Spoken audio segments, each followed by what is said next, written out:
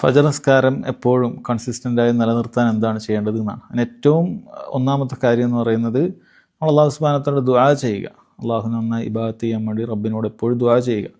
അതിൻ്റെ കാരണങ്ങൾ നമ്മൾ ശരിക്കും ശ്രദ്ധിക്കണം. കാരണം ഒരാൾ നേരത്തെ കിടന്നുറങ്ങുകയാണെങ്കിൽ തീർച്ചയായും അയാൾക്ക് ഒരു 8 മണിക്കൂറൊക്കെ നന്നായി ഉറങ്ങിയാൽ എഴുന്നേൽക്കാൻ പറ്റും.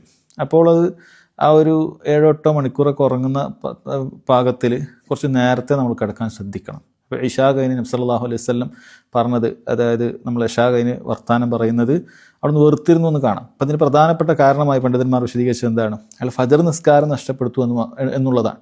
അതേപോലെ തന്നെ ഫജറിന് മുമ്പ് എഴുന്നേറ്റിട്ട് ഒരാൾക്ക് ഖിയാമുൽ ലൈൽ നിസ്കരിക്കുന്നത്, വിത്റാക്കുന്നതൊക്കെ അതിൻ്റെ ഒരുപാട് ഖൈറുകളൊക്കെ നഷ്ടപ്പെടുന്നുണ്ട്.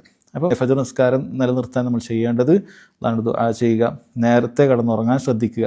ഇത് ശ്രദ്ധിച്ചാൽ വളരെ എളുപ്പത്തിൽ തന്നെ ഒരാൾക്ക് ഫജറിന് എഴുന്നേൽക്കാൻ പറ്റും. നമ്മുടെ ഭാഗത്തുനിന്ന് വീഴ്ചകൾ കൊണ്ട് മാത്രമാണ് പറ്റുക.